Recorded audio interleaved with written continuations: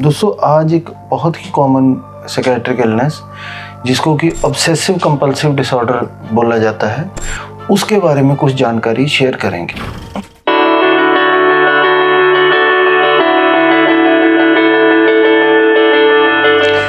जैसे कि नाम से पता चलता है कि ये ऑब्सेसिव कंपल्सिव डिसऑर्डर का मतलब ये है कि ये इसमें या तो इंसान के जो साइकियाट्रिक प्रॉब्लम है वो रिलेटेड होगी to obsessions mean thought process से, या कंपल्शन जिसको मीन्स एक्शन के रिलेटेड, या जो है ये दोनों का मिक्स होता है। जनरली जो कॉमन पाया गया है ये जो साइकियाट्रिक इलनेस ये ओसीडी होती है, इसमें ये दोनों चीज़ों का मिक्स जो है वो इस बीमारी में होता है। इसमें दोस्तों सबसे पहले हम डिस्कस करते हैं कि ओसीडी में ऑब्सेशन क्या होता है। ऑब्सेशन होता है एक कोई थॉट जो रिपीटेडली आपको आ रहा है और वो आपको डिस्टर्ब कर रहा है। ये जो थॉट है ये कुछ कई तरह के हो सकते हैं, लेकिन मोस्ट कॉमन जो थॉट हैं वो इस तरह के होते हैं जैसे कि इंसान को एग्रेसिव इम्पल्स आ रही है अपने प्रति या किसी और के प्रति। वो इंटेंशन नहीं है उसका वो काम करने की, लेकिन उसके दिमाग में जब वो थॉट आता है तो उसको लगता है कि ये मेरे से क्या हो गया। इसी तरह जो इम्पल्स है या जो ऑब्सेशन है वो रिलीजियस कंटेक्स्ट में हो सकती है। जैसे मंदिर में जाके कोई सेक्सुअल थॉट आ जाना, कुछ गलत थॉट आ जाना, किसी ऐसी जगह पे जाके जहाँ पे वो थॉट जो है is not suppose to come, तो वो जो है वो एक massive amount of anxiety generate कर देता है। इसके अलावा जो है थॉट आ सकते हैं excessive thoughts about contamination, germs लग गए, गंदगी आ गई, इस तरह के थॉट्स आ सकते हैं। या जो थॉट्स हैं वो आ सकते हैं सिमेट्री के बारे में कि चीज़ें एक पर्टिकुलर ऑर्डर में ही होनी चाहिए। सो इसके साथ साथ जो ऑब्सेशन के साथ दूसरी जो चीज़ होती है वो होती है कंपल्शन। ये जो थॉट रिपीटेड थॉट्स हैं इनको वार्ड ऑफ करने के लिए, इनको दूर करने के लिए इंसान क्या करता है, कुछ एक सेट ऑफ चीज़ें करने शुरू कर देता है जिसको रिचुअल बोलते हैं।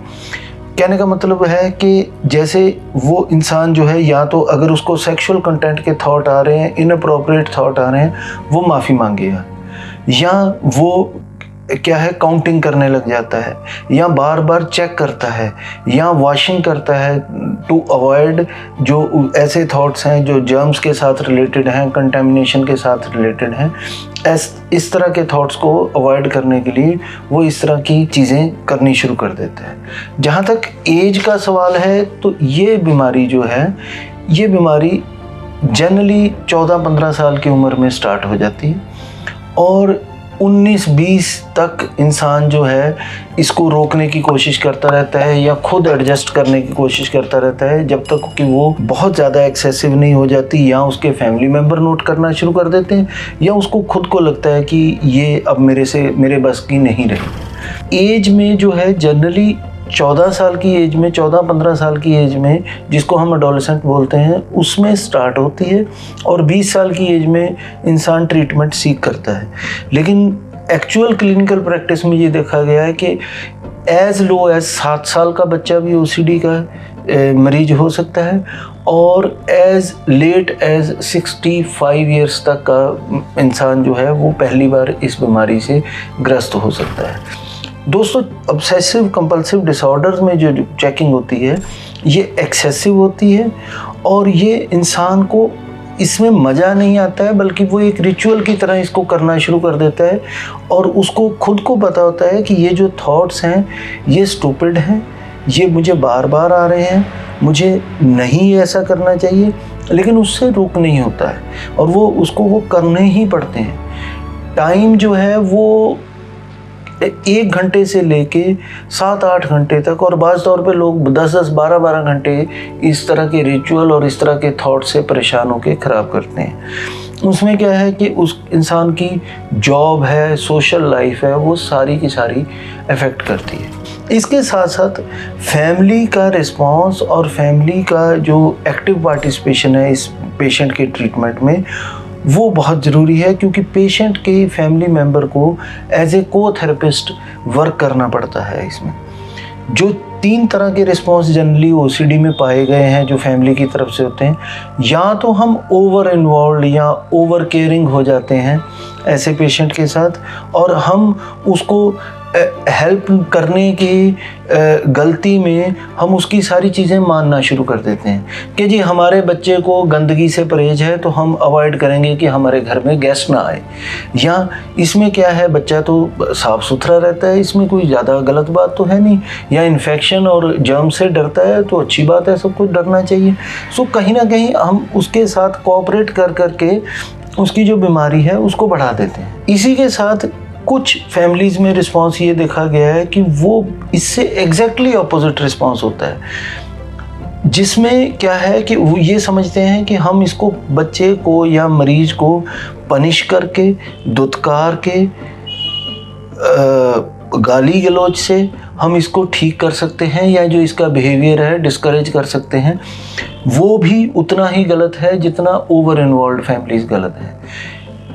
एक तीसरे तरह का रिस्पांस होता है कि हाफ ऑफ द फैमिली जो है वो ओवर इन्वॉल्व हो जाती है और हाफ ऑफ द फैमिली जो है वो उसको प्यूनिटिव या सज़ा के रूप में देखना शुरू कर देते हैं कि हम इसको सज़ा देंगे तो ये ठीक हो जाएगा। तीनों तरह के रिस्पांस जो हैं वो गलत हैं।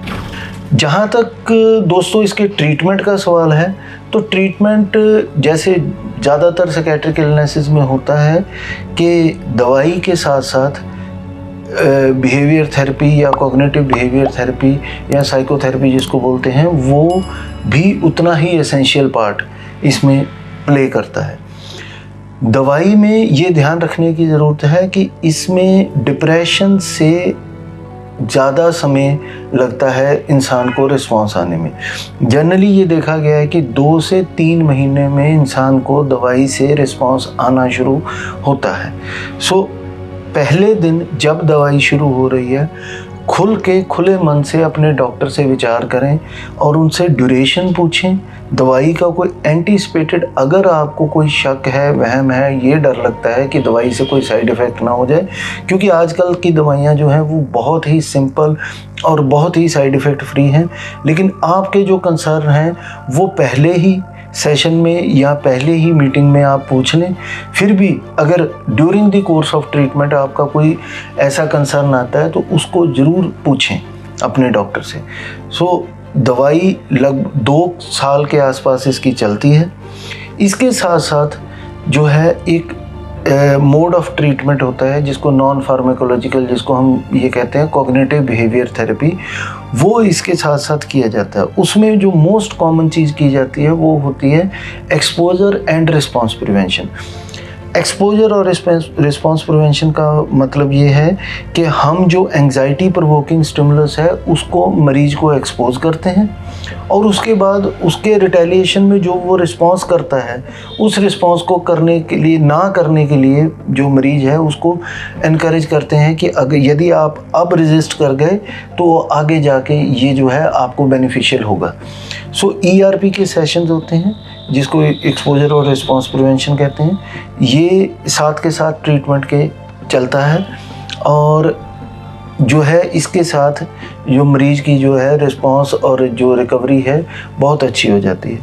जहाँ तक फैमिली का रोल है, ये माना जाता है कि नॉन फार्माकोलॉजिकल ट्रीटमेंट जितना इम्पॉर्टेंट है, फार्माकोलॉजिकल ट्रीटमेंट मतलब दवाइयाँ भी उतनी ही इम्पॉर्टेंट है।